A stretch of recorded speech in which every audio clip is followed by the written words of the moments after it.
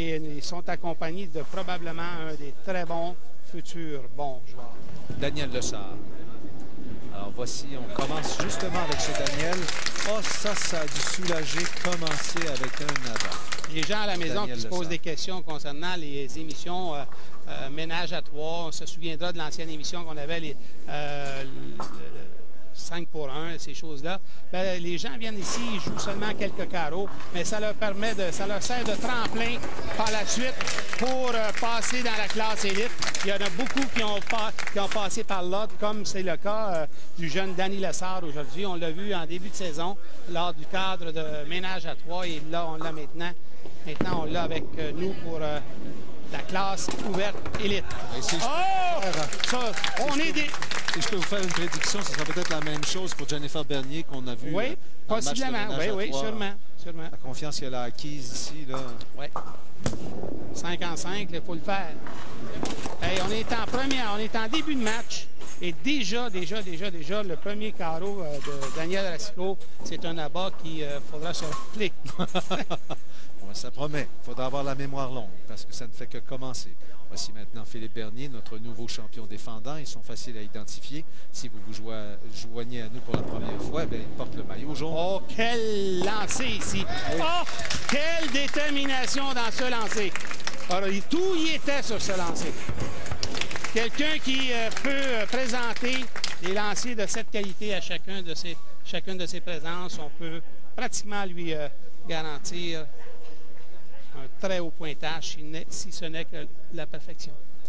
Sur l'allée numéro 4 maintenant, voici Daniel Racicot, un de nos 3 meilleurs boursiers cette année à l'émission Les Quilles à TQS. Et c'est parti, mesdames et messieurs. C'est parti.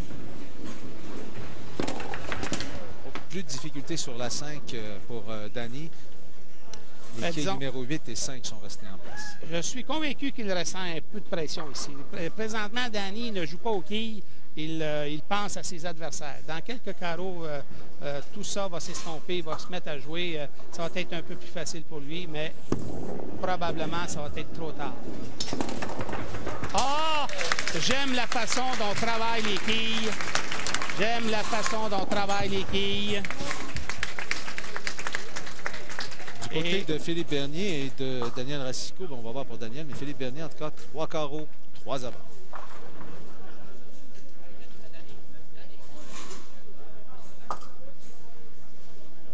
Si le juge qui a fait remarquer au jeune Danny que ce n'était pas son tour, c'était Daniel. Daniel va jouer son 3e carreau. On ne doit jamais, voyez-vous, il y a 2 quilleurs qui ont 3 carreaux de jouer et il y en a un qui a 2 carreaux de jouer. On ne peut jamais se rendre à un qui a 4 et l'autre 2. Donc, tout le monde doit toujours être à un carreau près des autres. Donc, égalité entre Daniel Racicot et Philippe Bernier. Ici, c'est parti pour le jeune Danny Lessard. Probablement que cet arrêt ici, de la part du juge, va lui faire du bien. Ça va le mettre plus dans la partie, dans le jeu. Au lieu d'être dans le pointage, être dans le jeu. C'est ça la différence. Oui. Philippe maintenant. Ah, quelle extension dans ce lancer. Quelle extension dans ce lancer. 4e abat consécutif. Oh! Ça, c'est probablement un des mouvements les plus longs qui m'a été donné de voir depuis belle lurette dans l'industrie des petites quilles. Vous avez vu un mouvement de bras où la main a terminé très loin en avant. Regardez Daniel qui s'en laisse pas imposer. Un lancer très pesant. Excellent lancer de la part de Daniel Racicot. Oh, quel match nous allons avoir, mesdames et messieurs. La quille numéro 5 pour Danny Lessard. Refuse de tomber. Pas tout à fait assez à droite sur la ligne numéro 5. Devrait se déplacer un peu plus à droite et avoir un léger angle vers la quille numéro 1. Ça lui permettrait de frapper son triangle un peu plus haut. Est-ce qu'on y va pour un 5e? Oh! Est-ce que la 9 va être cédée? Oh!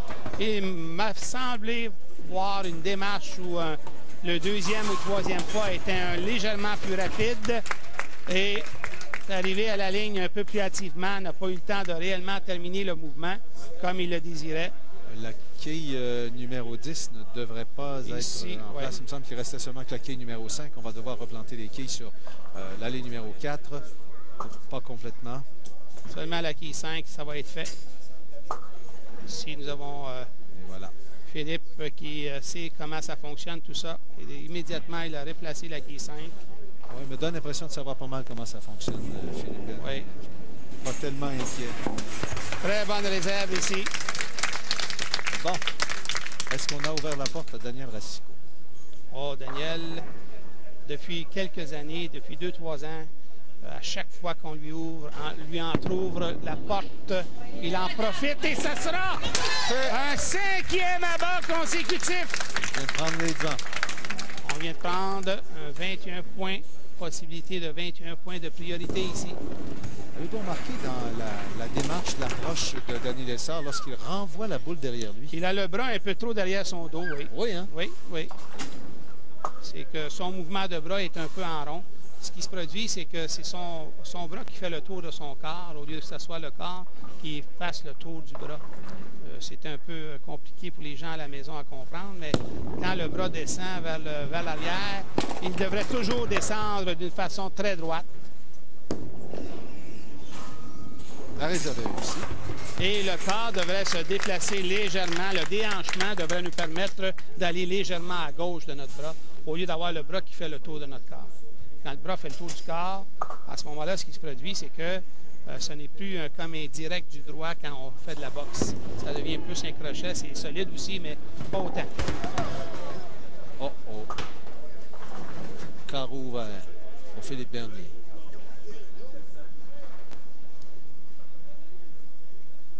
Comment va répliquer Daniel Racicot? Attention ici. Attention, oui. Beaucoup de conviction dans ce lancer de la part de Daniel Racicot. Et il sait que un petit peu de déception de la part de Philippe. Après son pointage, son deuxième pointage de 9, il y croyait moins un peu. Ici, Danny se doit de bien terminer son match pour rentrer ça dans le compte de l'expérience. Oui, bâtir là-dessus, construire là-dessus pour sa prochaine apparition en compétition ou encore à la télé. Ah, son meilleur lancer. Nous avons vu ici garder la boule un peu plus longtemps à l'arrière et avoir le temps, tout le temps au monde pour terminer ce lancer et nous a représenté un autre abat. Il y a eu une démarche un peu défaillante au 5e carreau. 7e carreau maintenant pour Daniel Racicot. Il est parfait à venir jusqu'à présent. Disons qu'avec un abat ici, la pression va monter d'un cran. Un 7e abat consécutif. Oui, oui, oui. Un 7e abat consécutif. À partir, après 7 abats consécutifs, on commence à y penser. Oh oui. On commence à y penser. Ici, la plus belle chose qui pourrait arriver à Daniel, ce serait que Philippe continue à réussir les abats. Il forcerait à ce moment-là Daniel à maintenir la cadence et à ce moment-là, on se retrouve... Il n'y a pas de relâchement. Exactement.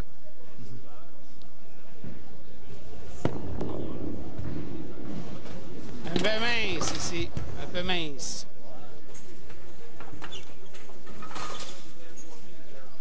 Ici, il faut replanter les quilles, sinon on va attendre pendant toute la journée si quelqu'un n'y va pas, là. 7 carreaux, 7 abats pour Daniel Racicot. Je vous rappelle que depuis le début des enregistrements cette saison de l'émission Les Quilles à TQS, 2 quilleurs ont réussi des parties parfaites. Kevin Barrett et Mario Correa, qui a été notre champion défendant pendant quelques semaines. Est-ce que le nom de Daniel Racicot va s'ajouter à cette liste?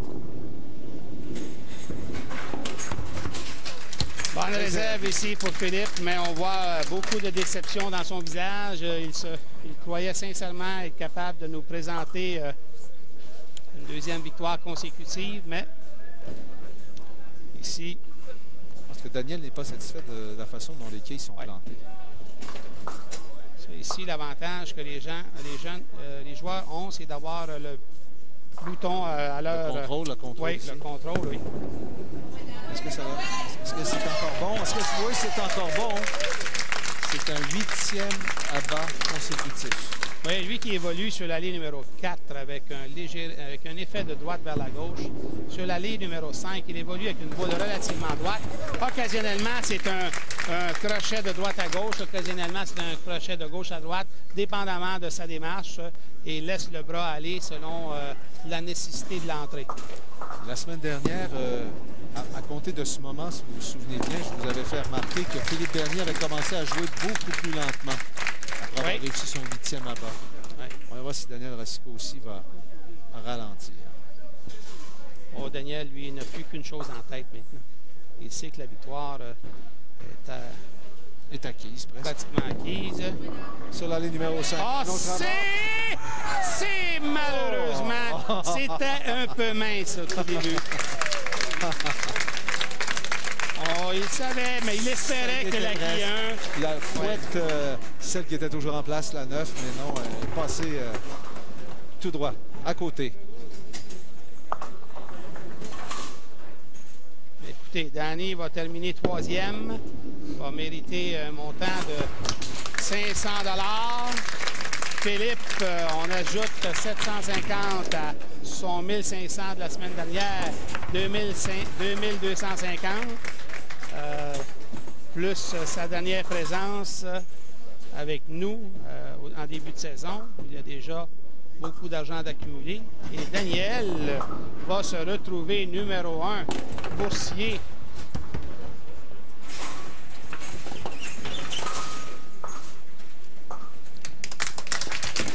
C'est le lancer de Danny Lessard qui va compléter ce match pour nous. On doit s'arrêter pour une pause publicitaire. On revient avec le résultat final en sachant très bien que Daniel sera notre futur champion.